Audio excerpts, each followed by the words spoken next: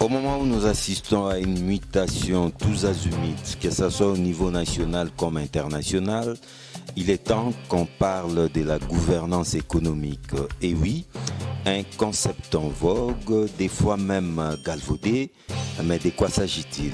Messieurs et dames, très heureux de vous retrouver dans cette nouvelle aventure des enjeux. Bienvenue.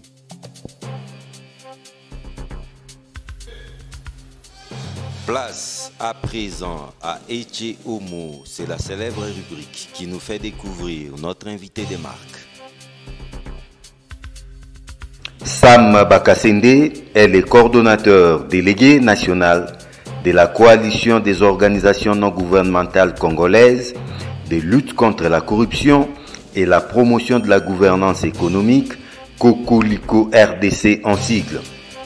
Sam Bakasende est aussi secrétaire exécutif permanent de l'Ordre national des aviseurs et lanceurs d'alerte du Congo.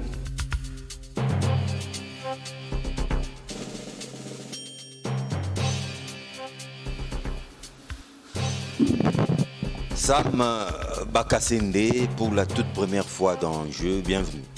Merci. Nous sommes très heureux de vous recevoir. Moi également. Et on ne fera pas l'émission debout. Hein? On s'installe confortablement. On a suivi votre portrait, coordonnateur délégué national de la coalition des ONG congolaises de lutte contre la corruption et la promotion de la gouvernance économique, Kokoliko RDC. Dites-nous, nous voulons en savoir un peu plus. De quoi s'agit-il? Merci beaucoup, mon cher frère ami. Kokoliko, c'est une initiative que nous avons prise justement après un constat amer sur les rôles des ONG en RDC, spécialisés dans les injures, dans le critique, au service des multinationaux, au service qui travaillent contre leur propre pays, qui initient le projet contre leur pays et qui participent au malheur de leur propre pays, à la population, et vit les différentes contestations, c'est-à-dire cette incohésion qui existait entre les différentes structures qui travaillaient dans la thématique en question.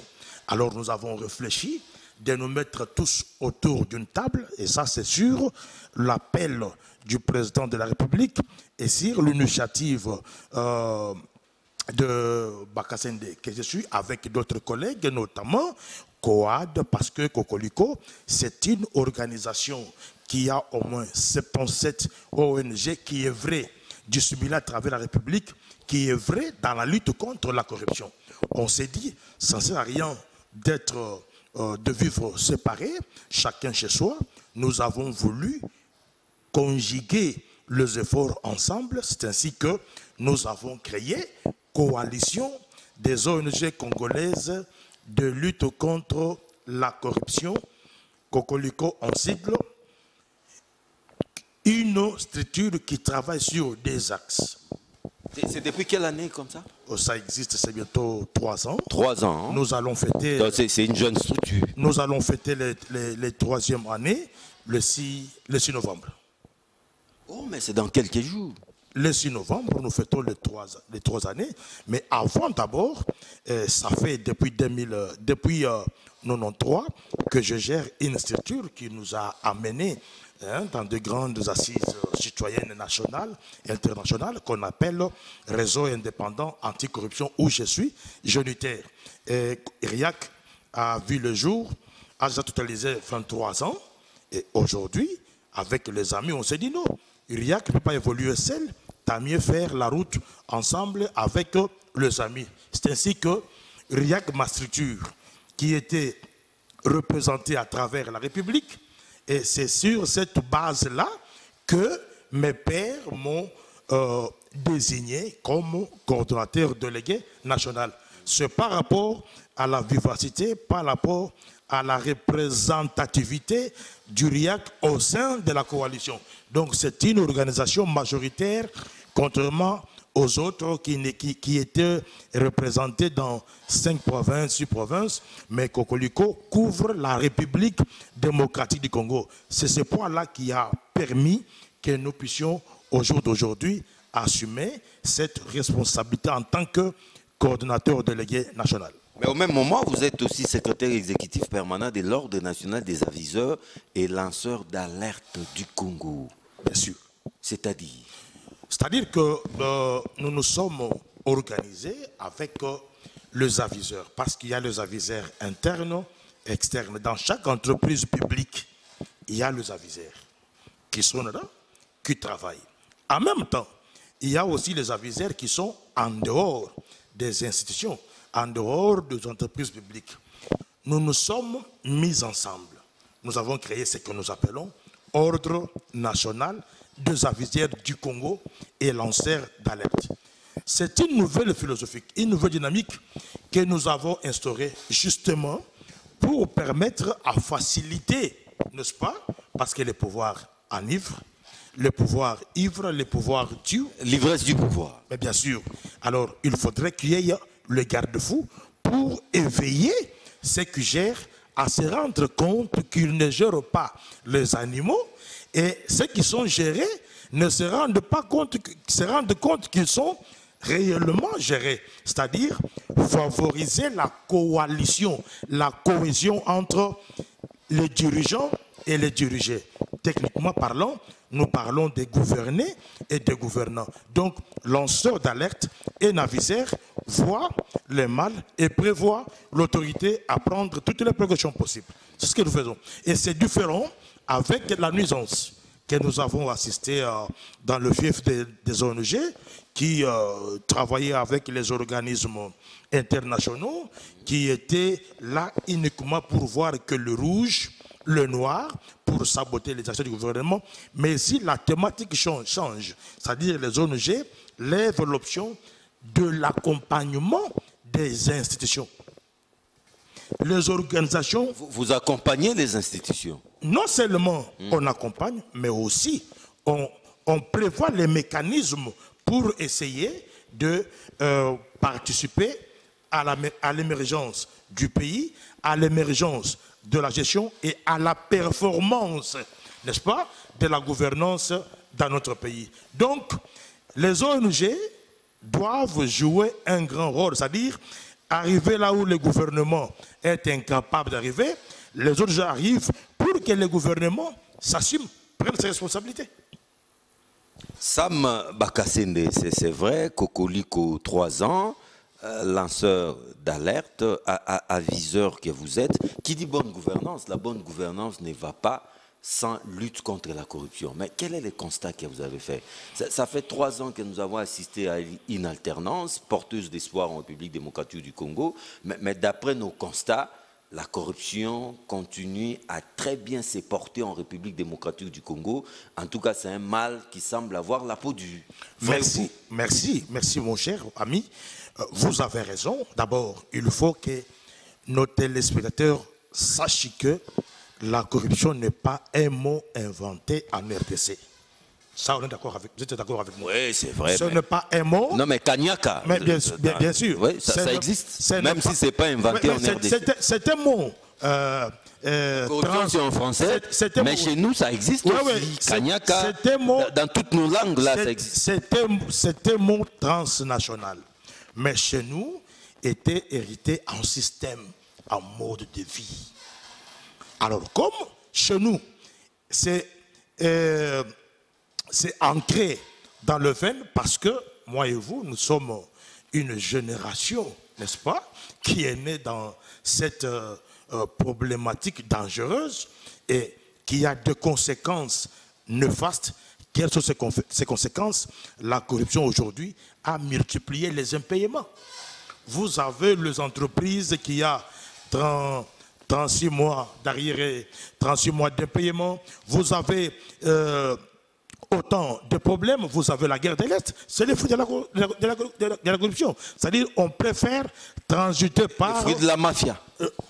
La mafia organisée, c'est ce que nous appelons les crimes économiques, n'est-ce pas? Et cette crime économique entretenu, voulu, protégé par ceux qui jouissent, n'est-ce pas, du pouvoir ou ceux qui ont le pouvoir dans leurs mains.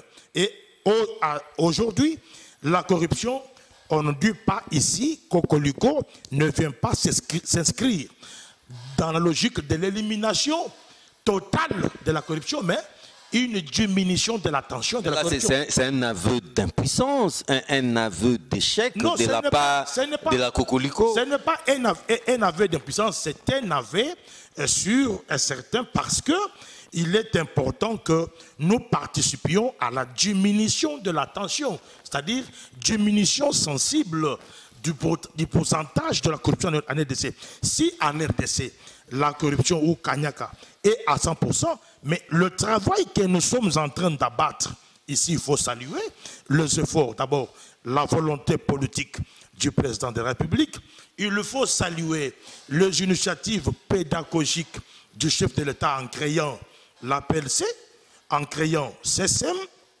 en établissant office... il y a des agences budgétivores, hein, même à ces sujets-là. Non, c'est budgétivore par rapport au manque de créativité ou des initiatives productives pouvant faciliter en principe ou pouvant rejoindre ce que le chef de l'État veut. Je prends l'exemple de la coordination du changement de mentalité.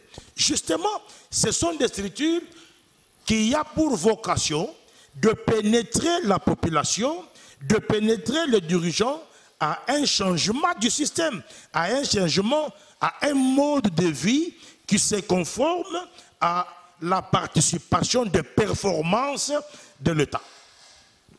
Autrement dit, c'est le rétablissement de l'autorité de l'État. Cela peut s'expliquer de la manière suivante.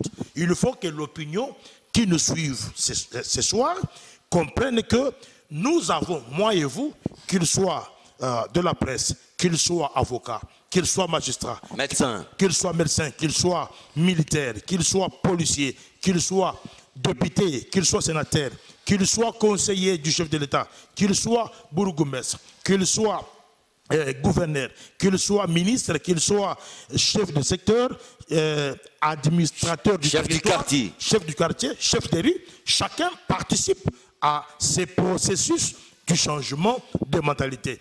On ne peut pas laisser ça au CSM, encore moins laisser ça à Cocolico, laisser ça à la PLC ou bien au président de la République.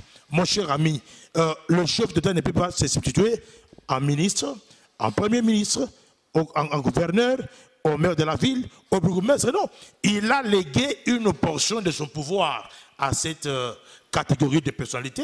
C'est à eux d'imprégner la philosophie du chef de l'État en matière du changement de mentalité. Rappelez-vous, le président honoraire Joseph Kabila en a regretté qu'il a eu à tout faire, mais sauf changer la mentalité des Congolais. Mais tu sais qu'elle devient, préfère commencer par le changement de mentalité. Donc, ce n'est pas un problème de loi. Mais de quel changement de mentalité parlez-vous, Samba Kassende? C'est le mode de vie qu'il faut changer. La gouvernance d'aujourd'hui est pire que celle d'hier, ça vous le savez. Laisse-moi répondre. C'est-à-dire que le changement de mentalité dont nous voulons, c'est quoi? C'est le retour à la conscience collective. Il faut que tous nous parvenions à faire la différence entre ce qui est de l'État et ce qui est privé. Ce qui est privé. Donc, Bakassène des ministres, je dois faire la part des choses. Ce qui est à moi, bien public et bien privé. Je dois faire la différence. C'est ça, changement de mentalité. Deuxièmement, nous devons arriver à discuter pays, discuter Congo et non s'écarter du débat national pour ramener le débat autour des individus, comme j'ai appris il y a longtemps, le débat sur la désignation de membres de la CENI, tu vois. C'est une page tournée. Non, enfin, une passionnée, bien sûr, mais c'est une... Bien que cela ne fait pas l'unanimité, il y a des marches en vue. Le processus est déjà entamé. Le président de la CENI a été entériné. Installé même. Il a été installé, juillet, et maintenant le travail commence. C'est l'occasion de dire à ceux-là qui préfèrent passer tout leur temps à discuter les choses banales, inutiles, de se mettre dans l'ordre des batailles, de se mettre au travail pour préparer les élections. C'est le temps. C'est le temps. Il est temps. Moi et vous, nous devons nous apprêter qu'Okoliko déjà s'organise comme observateur des élections 2023. Le genre rêve. Samba Kassende, je crois qu'on devait d'abord commencer par là, parce qu'on parle de la gouvernance économique. Bien sûr. En tout cas, galvauder de nos jours, c'est vrai que c'est à la mode, mais vous qui œuvrez dans le secteur, vous êtes expert en la matière, lorsqu'on parle de la gouvernance économique, de quoi s'agit-il? À quoi fait-on allusion? Merci. Lorsqu'on fait allusion, lorsqu'on parle de la gouvernance économique, c'est-à-dire on parle de la modification du système de gestion que nous qualifions le système national d'intégrité. Le respect des institutions, la participation individuelle à la performance de recettes, à la mobilisation de recettes et à une gestion saine. Nous appelons ça le système d'intégrité qui n'a jamais été installé en RDC il y a des décennies. Maintenant, avec l'avènement du Okoliko, avec la détermination du président de la République, maintenant, ce système d'intégrité est installé et comme c'est installé, il faut que chaque secteur, chaque partie prenante s'approprie de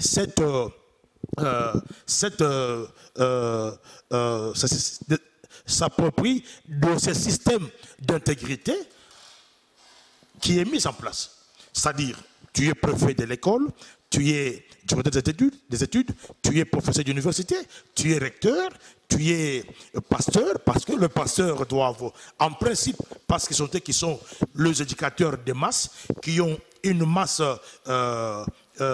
gigantesque, et cette masse qui doit bénéficier de l'éducation appropriée. Cette éducation doit impérativement doter de l'auditoire ce système d'intégrité. C'est-à-dire, c'est l'installation d'une gestion saine. Une gestion saine. C'est ça la bonne gouvernance. C'est ça. Mais depuis... oui. Qui est accompagné de 3 supports. Quels sont ces supports? Le premier support, d'abord, c'est le principe de la traçabilité. Ah, ok. Ok, ça devient intéressant. Il faut que, la traçabilité. Il faut que tout ce qui se passe soit tracé. Oui. C'est-à-dire quoi? Il faut que...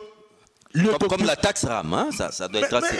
C'est entre parenthèses, peut-être qu'on va en parler après. La difficulté de RAM, c'est quoi? C'est manque de traçabilité. Ah, ok. Mais si, donc, c'est pas de la bonne gouvernance. C'est pas de la bonne gouvernance. Non, ça, c'est par rapport à vos critères. Ça, c'est la mauvaise gouvernance qu'il faut dénoncer. Ok. Et j'en ai parlé à mon ami directeur de cabinet du ministre Pétentique. Et si, à l'époque, on nous aurait suivi, nous avons proposé, Okoliko a proposé 2 alternatives. Avant d'abord que ces taxes soient mises en application, il faudrait d'abord que nous ayons le temps de préparer l'opinion. L'opinion pour recevoir... Là, c'est la communication. Non, c'est-à-dire que les problèmes que nous avons au Congo, nous avons de bons projets, nous avons de bonnes initiatives, mais la communication a un déficit. Et si on nous aurait suivis, on n'arriverait pas là où nous sommes arrivés aujourd'hui. Deuxième élément, en dehors du principe de la traçabilité, c'est la redevabilité. Les dirigeants doivent rendre compte à l'opinion.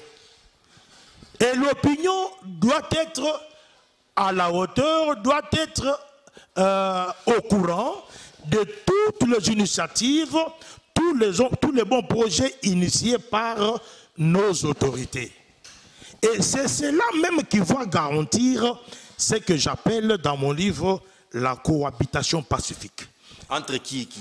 Entre la population et ses dirigeants. Et gouverner. Aujourd'hui, il y a un déficit. Il y a une crise de confiance. Il y a tension. Pas tension. Il y a une crise de confiance entre la population et ses dirigeants. Je prends l'exemple du Parlement. Il y a des lois qui occasionnent la réforme. Et ces lois qui occasionnent la réforme, n'est-ce pas, sont méconnues dans l'opinion. Mais vous trouverez qu'il y a toute une série de rubriques budgétaires pour justement la prévention et la sensibilisation, ce qui n'a jamais été fait. Et pourtant, c'est ça même le rôle des organisations gouvernementales. Pourquoi les ministres de la Justice donnent les documents? C'est pour complémenter les gouvernants. Mais le gouvernant qui n'est pas disponible à collaborer avec des structures non gouvernementales. Pourquoi? Parce qu'ils ont tendance à croire que les ONG sont en connivence avec les organisations internationales, avec l'Union européenne, PNUD, les consorts. Mais vous savez que le financement de toutes ces organisations sont conditionnés. Donc, manque de principe de redevabilité aujourd'hui est à la base de la crise. Et la crise a envenimé la crise d'hommes. Ce n'est pas les lois que nous manquons au pays. Ce n'est pas les lois que nous manquons, ce n'est pas les textes. Nous avons les textes. Des très beaux textes. Hein? Des très bons textes. Mais quand, par exemple, le Bakasende est invité à Namibie pour que son expertise en matière de cohabitation soit expérimentée par le gouvernement namibien. Quand nous arrivons au Botswana, le plus grand pays d'Afrique en matière de gouvernance. Ils sont très avancés. Hein? Mais ils nous consultent. Nous y allons et nous donnons notre expertise. Notre expertise donne le fruit. Mais au Congo, je vous ai donné l'exemple de RAM. Si, en principe, nos dirigeants ont le sens d'écoute, je crois qu'on n'arriverait pas à cette humiliation. Ah, vous qualifiez ça d'humiliation? C'est une humiliation. Une escroquerie à ciel ouvert. Hein? Diront certains. Je ne vais pas utiliser le terme que vous utilisez, mais c'est une humiliation pour la République. Parce que le peuple ne trouve pas son compte. Lorsqu'on fait la politique, mon cher ami, lorsqu'on fait la politique, c'est pour faciliter la population à se retrouver. Mais nous avons comme impression que nos politiciens, nos hommes politiques, font la politique pour tuer, pour enfoncer davantage leur propre population. Et à la fin, ils vont se présenter auprès de cette population meurtrière, n'est-ce pas, pour solliciter leur urgence afin de les voter. Incompatibilité totale. Donc, il est bien que le principe de la redevabilité soit d'application, soit ancré dans le fief de chaque dirigeant et que la population aussi participe d'une manière indirectement, tout comme directement, afin de promouvoir l'État. Parce que moi et toi, nous sommes régis par l'État. C'est l'État qui fait que nous ayons des routes. C'est l'État qui fait que nous puissions créer la gratuité. C'est l'État qui fait que nos dirigeants soient mieux payés. Traçabilité, redevabilité. Et maintenant, il y a ce qu'on appelle la cohésion. La cohésion. La cohésion sociale. Et quand la cohésion sociale est installée, c'est par là que le projet prend les corps et les projets sont vraiment considérés. L'opinion adhère. Nous avons de bonnes initiatives. Et regarde, vous avez le projet Zéro Trou dans la ville province de Kinshasa. Après Chile, Gilou et tant d'autres. Aujourd'hui, c'est zéro. Est-ce que la population s'approprie? Il y a aussi Kinbopeto. Non, est-ce que la population s'approprie? Mais l'OVD fait son travail. Office des routes fait son travail. Le gouvernement dispose le moyen. Est-ce que la population s'approprie? Est-ce que la population adhère à ces initiatives? Je dis non.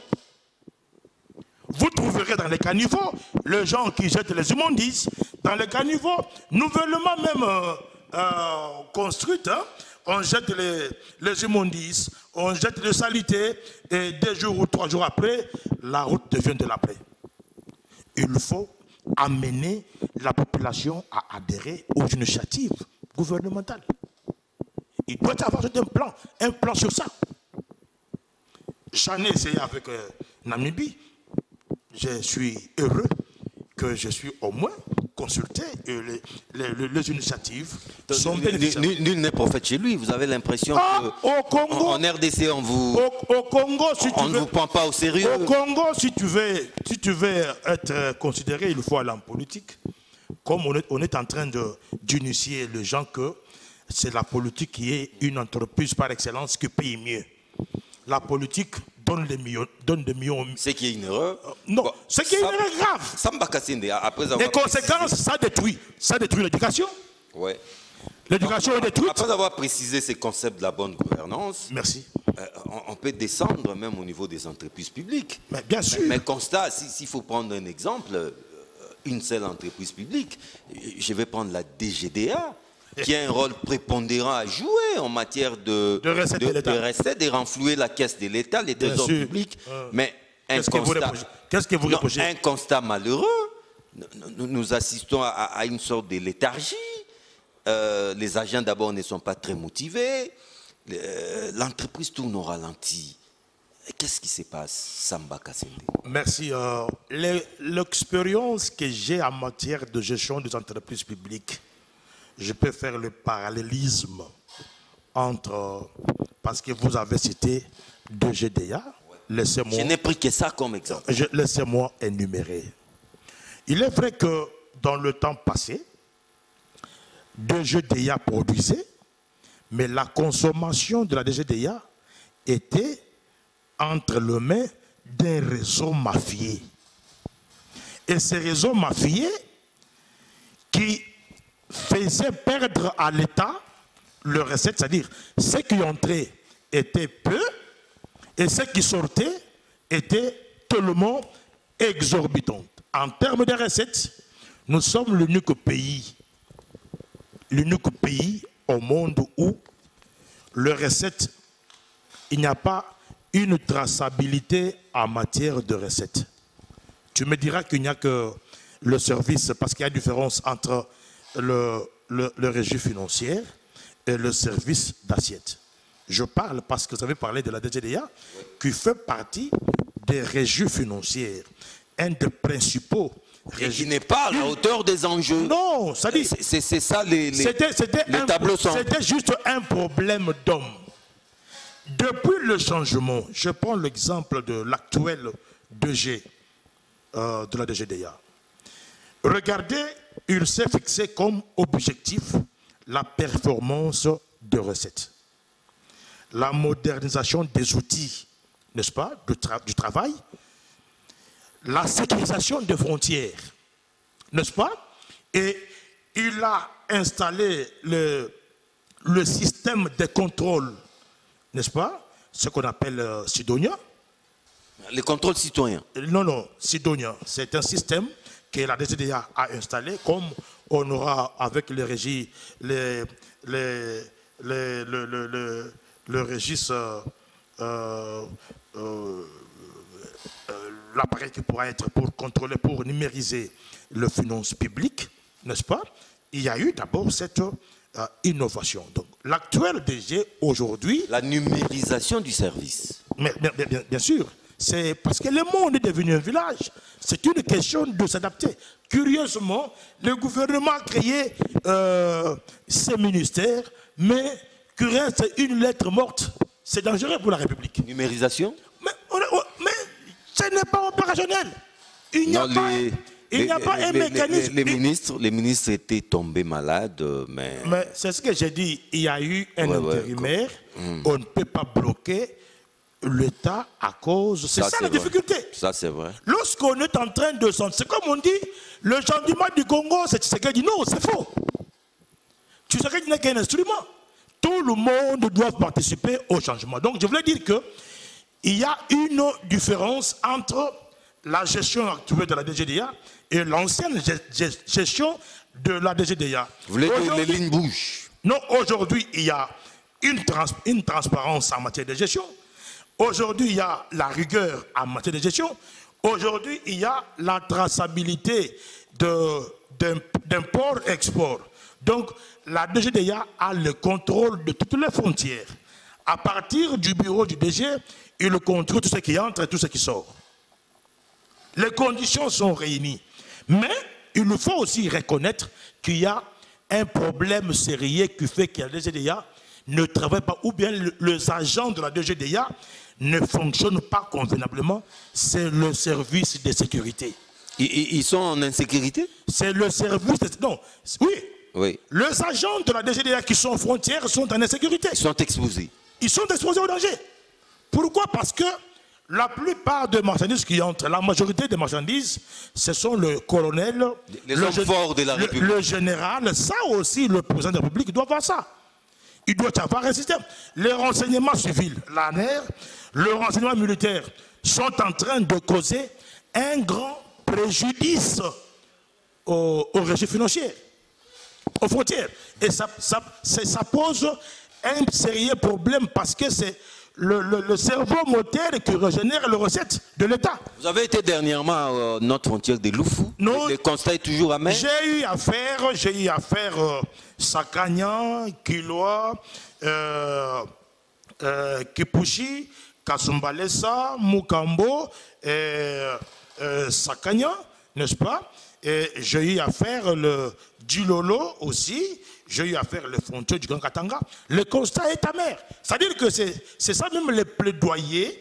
Il faut que les agents de la douane soient en sécurité. À ma présence, j'ai vu un colonel menacé sur un sous-directeur de brigade d'antifraude. Pourquoi? Parce qu'on a intercepté les 4 jeeps non déclarés à la douane, mais sécurisés, escortés par un général au Katanga. Même constat à Loufou, et vous allez vous rendre compte que, parce que vous avez parlé de la DGDA, oui. Je parle de ce que j'ai vu. Aujourd'hui, il y a modernisation des outils du travail. On est en train de faire. Chez moi, à Kamako, il y a un entrepôt. Il y avait des frontières qui n'avaient pas d'entrepôts. Mais l'actuel est en train de créer des entrepôts. Aujourd'hui, hier samedi, le Premier ministre est allé inaugurer la frontière de Loufou. Vous êtes journaliste, il faut aller voir ce que le DG Congolais est en train de faire. Donc, ce sont les efforts, mais ces efforts doivent être encouragés en amont et en aval. En amont par qui? En aval par qui? En amont par le décideur, c'est-à-dire le président de la République à travers le service de sécurité. En aval, c'est par la population. La population qui, après avoir vu les résultats. Mais bien sûr. Parce que seul compte pour la population les résultats. L'argent entré, combien d'argent Loufou a fait entrer aux frontières? Mais aujourd'hui, avec le paix qui entre, il y a une amélioration. Les choses s'améliorent. Allez-y voir les bâtiments qu'on a construits à Loufou. Samba Katsende, cela me pousse à vous poser la question de savoir sur l'efficacité du contrôle citoyen. Parce que vous parlez peut-être de la porosité au niveau de nos frontières. Une porosité aggravée aussi, accentuée par les services de renseignement, militaires comme civils. Mais qu'est-ce que vous appelez d'abord contrôle citoyen et de l'efficacité de ces contrôles?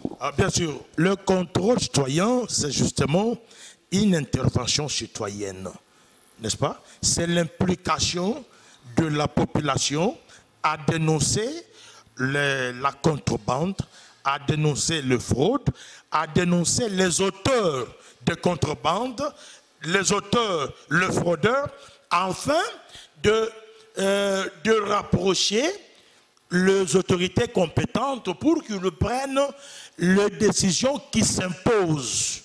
ou qui s'impose à tous. Le contrôle citoyen, c'est justement ce que nous faisons, c'est cette sensibilité citoyenne pour essayer de participer à la performance, à la bonne gestion de nos frontières, à la bonne gestion des entités de l'État, parce qu'ils sont payés grâce à nous, populations. C'est nous qui payons l'impôt. C'est nous qui payons les taxes. Et comme nous payons les taxes, nous devons protéger, nous devons sécuriser le bien de l'État. Et cette sécurisation doit se faire directement, tout comme indirectement.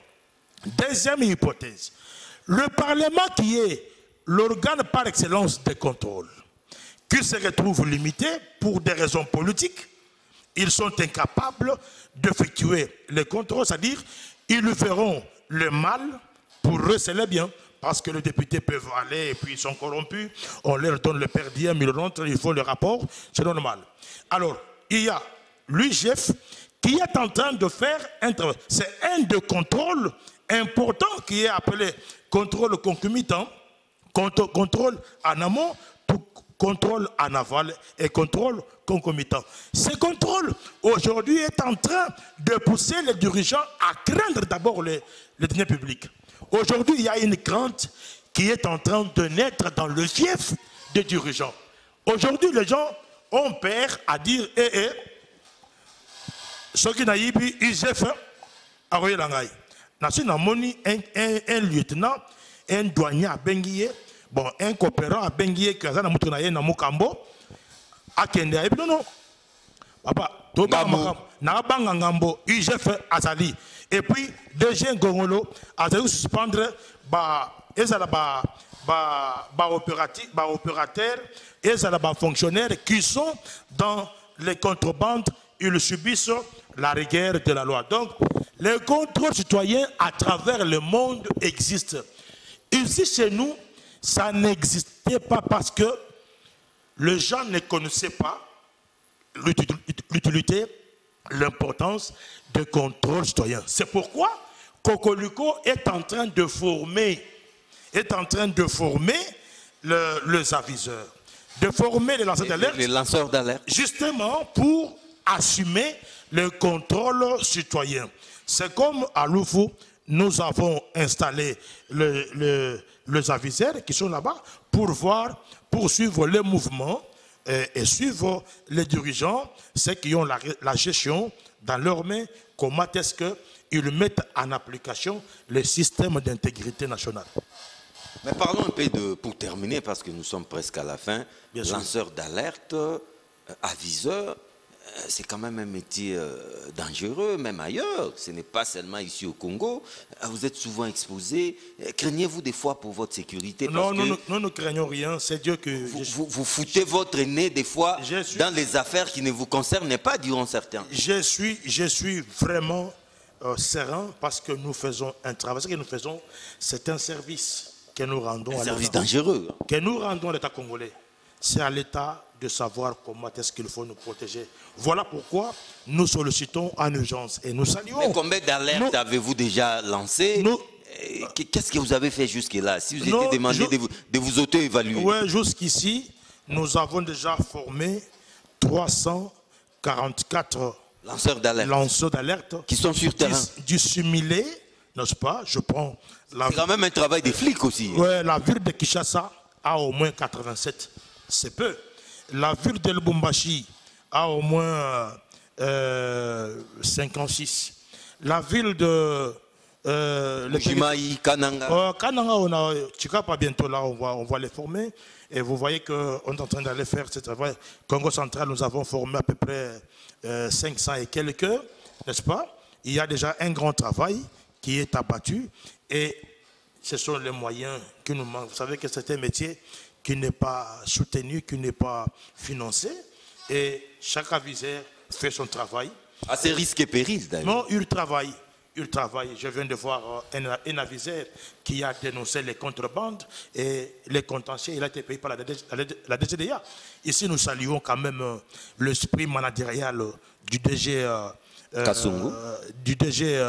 Jean-Pierre Jean-Baptiste congolais, à travers ces directeurs provinciaux, au moins, qui parviennent à payer les aviseurs dans les contentieux, selon le travail qu'ils font. Lorsqu'ils dénoncent les contrebandes, le fraude, eh bien, l'aviseur est payé. Il y a un montant qui est prévu juste pour encourager. Et ça nous permet aussi de nous cotiser, payer le siège. Mais puis, pas des fausses alertes non plus. Hein.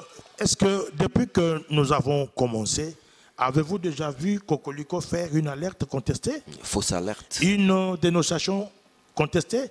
Ils le savent parce que Cocolico Ne plongez pas non plus dans la délation. Non, c'est d'abord, déontologiquement parlant, c'est interdit de faire la délation. Interdit de faire la dénonciation calomnieuse. Voilà. Parce que la loi est là.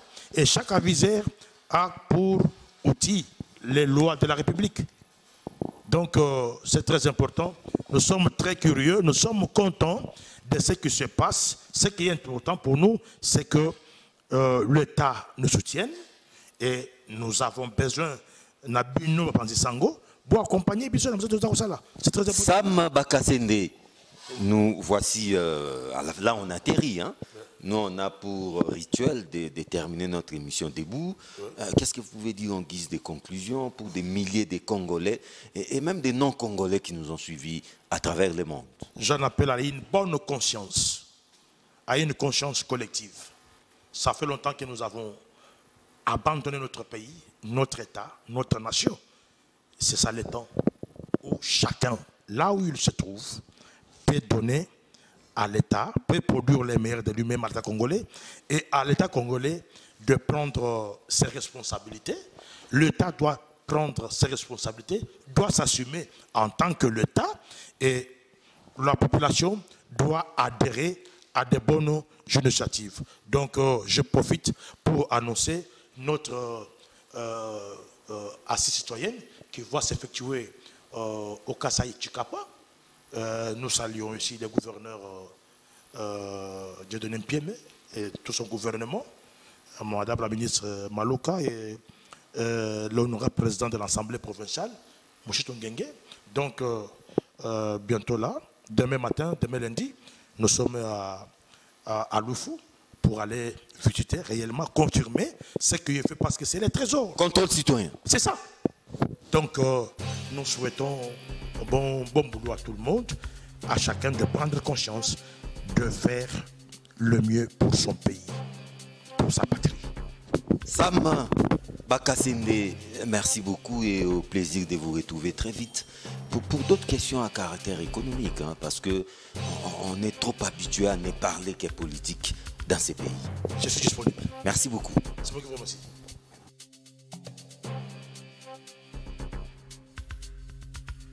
La bonne gouvernance, la lutte contre la corruption, les contrôles citoyens, vous l'avez compris, Sam Bakasende n'est pas allé par les dos de la cuillère. C'est un travail que doit prendre au sérieux tous les Congolais, toutes les Congolaises qui aiment ces pays. Bref, c'est un travail de tous. Messieurs et dames, au plaisir de vous retrouver très vite dans une nouvelle aventure des enjeux avec les mêmes et réels plaisirs. Au revoir.